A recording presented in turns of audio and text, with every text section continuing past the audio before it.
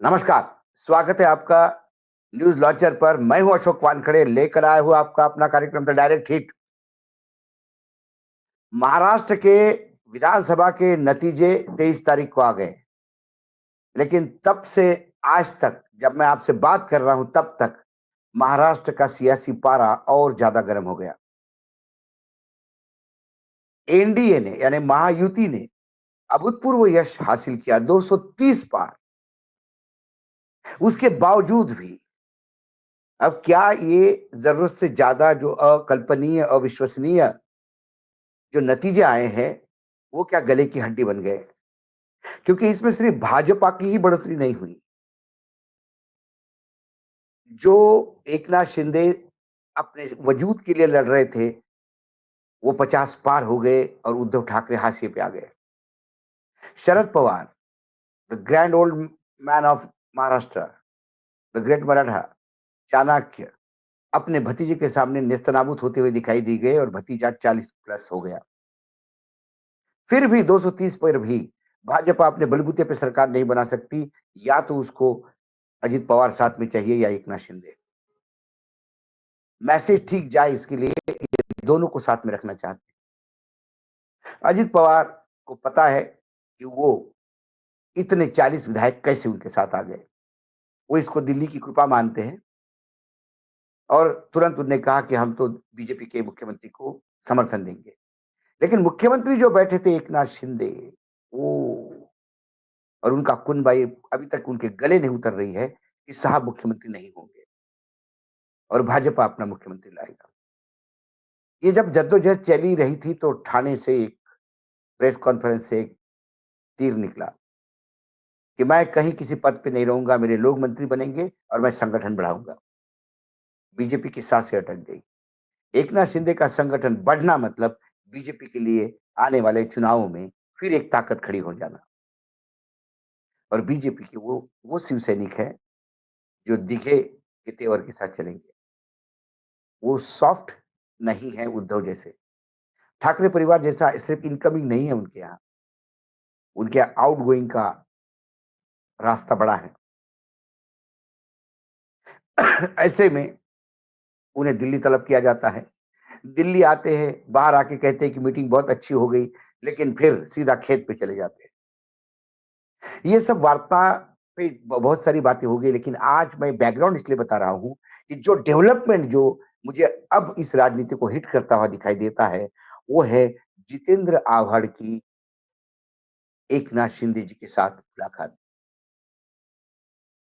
वैसे जो लोग ठाणे का पॉलिटिक्स जानते हैं, ठाणा एक ऐसा शहर है, मैं उसको सांस्कृतिक शहर बोलता हूँ, क्योंकि वहां अक्रॉस द पार्टी लाइन सभी राजनीतिक दलों के नेताओं के एक दूसरे के साथ पारिवारिक संबंध थे। ये वैसा ही चलता रहा था जब तक शिवसेना नहीं टूटी।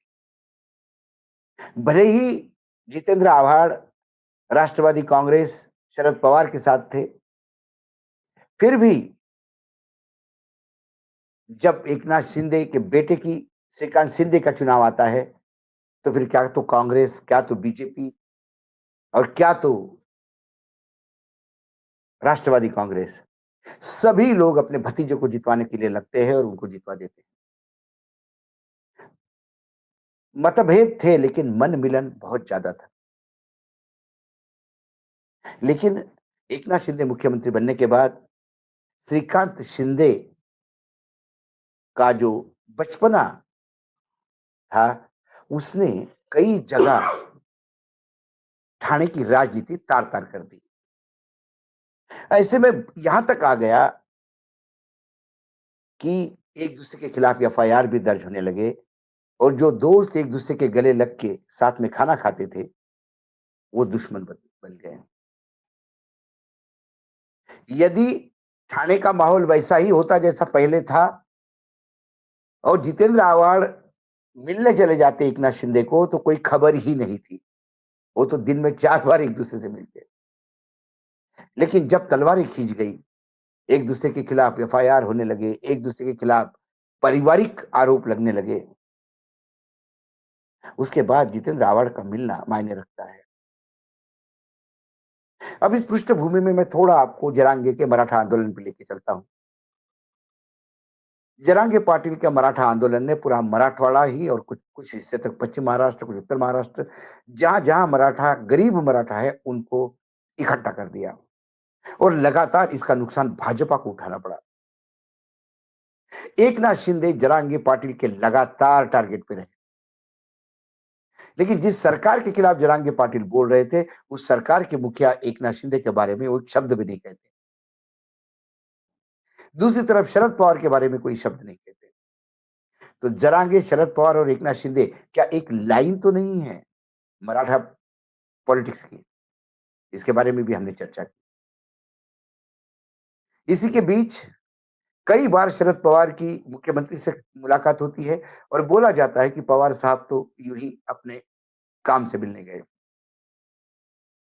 जितेंद्र आव्हाड ये पवार साहब के राइट हैंड है। बुरे के बुरे समय में एक बार आप ये सोच सकते हो कि पवार साहब की छांव पवार साहब को छोड़ जाए, लेकिन जितेंद्र आव्हाड नहीं छोड़ेंगे। सारी दुनिया से दुश्मनी लेके जितेंद्र आव्हाड पवार साहब के साथ खड़े रहे और आज सबसे नजदीक कोई है तो जितेंद्र आव्हाड। यदि ऐसे क्रूशियल पीरियड में जब निर्णय आने के 7 दिन बाद भी मुख्यमंत्री तय नहीं हो पा रहा है, मंत्रिमंडल की विभाजन तय नहीं हो पा रहा है, ऐसे में बार-बार दिल्ली जाने के बाद भी चीज़ें समझ में नहीं आ रही हैं।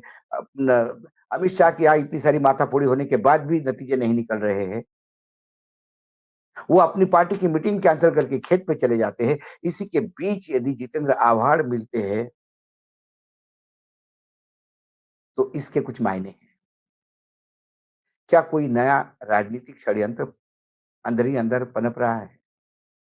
क्या कोई नए समीकरण तो रातों-रात नहीं बदलेंगे? कहीं भाजपा के सामने बनी बनाई थाली, जिसका भाजपा ने निवाला लेने के लिए हाथ थाली में डाला, वो थाली तो नहीं खिसक जाएगी? क्योंकि महाराष्ट्र में पहले भी ऐसा हुआ है। बीजेपी और शिवसेना जब साथ में चुनाव लड़के बहुत बढ़िया मेजॉरिटी के साथ सरकार बनाने के लिए तय थे, तो शरद पवार जी ने धीरे से शिवसेना को खिसका लिया और औंधे मुँह गिर गई भाजपा। 2.5 साल तक सत्ता के बाहर रहना पड़ा। उसका बदला उन्होंने शिवसेना को तोड़कर और अजित पवार को भी तोड़कर दोनों को सबक सिखाने का प्रयास किया। उसका नतीजा इन्हें लोकसभा में भुगतना पड़ा, फिर विधानसभा में तो मशीनी जीत तो हम मान ही रहे हैं। तो क्या एकनाथ शिंदे का मंत्रिमंडल में बाहर रह के संगठन पे ध्यान देने वाला बात बीजेपी को कहीं न कहीं आने वाला संकट दिख रहा है? वो कतई शिवसेना को बड़ा होने देना नहीं चाहती। बीजेपी का वो नेचर रहा है, जिस प्रदेश में जाती है, वो क्षेत्रीय दलों को साथ में लेके खा जाती है। क्या कोई मराठा पॉलिटिक्स के नाम पे शरद पवार कुछ अलग एंगल से गेम खेल रहे हैं? दिल्ली से आने वाला नाम मुख्यमंत्री का यदि वो इनको समझ में नहीं आया, कोई जूनियर आदमी बिठा दिया, जैसे कि कई नाम चल रहे हैं, उसमें एक नाम मोहड़ का भी चल रहा है जो केंद्र में मंत्री है, पहली बार सांसद बने, मंत्री बने, मेयर थे पुणा के। यदि वो मुख्यमंत्री बन के आते हैं तो क्या ये 2 उनके अंडर काम करेंगे? कई सवाल है। इस सवाल के बीच में जब दूध गर्म हो रहा हो, तो अक्सर ऐसी चीज़ें, नींबू जैसी चीज़ें, दही जैसी चीज़ें दूध से दूर रखी जाती है। कब दूध फट के पनीर हो जाए पता नहीं। लेकिन ये नींबू उस दूध के आस-पास क्यों चक्कर काट रहा था, ये समझ के परे है। जितेंद्र आव्हाड को पत्रकारों ने पूछा कि क्या एकनाथ शिंदे जी नाराज़ है? आप तो जानते हैं उनको। उन्होंने कहा चेहरे से थोड़ी मैं बता सकता हूँ कि वो नाराज़ है या खुश है। मैं तो मेरे निजी काम से गए थे, जो एक-दूसरे की जानी दुश्मन हो ठाणे में पिछले 1 साल में, वो एकाएक निजी काम से जाने लगे। कहीं साहब का संदेशा तो नहीं या फिर कहीं एकनाथ शिंदे ने तमाम अपने पुराने मित्रों के लिए दरवाजे तो नहीं खोल दिए। क्योंकि राजनीति में कोई किसी का परमानेंट दुश्मन और परमानेंट मित्र नहीं रहता। ये आंकड़ों का खेल है।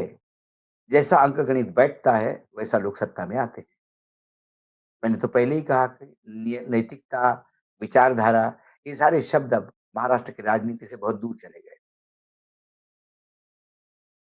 भले ही वो निजी हो, भले ही वो वाक़ई निजी भेंट हो, लेकिन महाराष्ट्र के राजनीति का तापमान तो बहुत गर्म हो गया। कहीं जितेंद्र आव्हाड की मुलाकात एकनाथ शिंदे से दिल्ली के मंसूबे को तो हिट नहीं करेगी। देखिए, जब तक मुख्यमंत्री का नाम नहीं आता और मंत्रिमंडल शपथ नहीं लेता, तब तक तो ऐसे सवाल उठते रहेंगे। आज डायरेक्ट हिट में इतना ही, कल फिर आता हूँ किसी विषय के साथ। तब तक के लिए नमस्कार, देखते रहिएगा न्यूज़ लॉन्चर।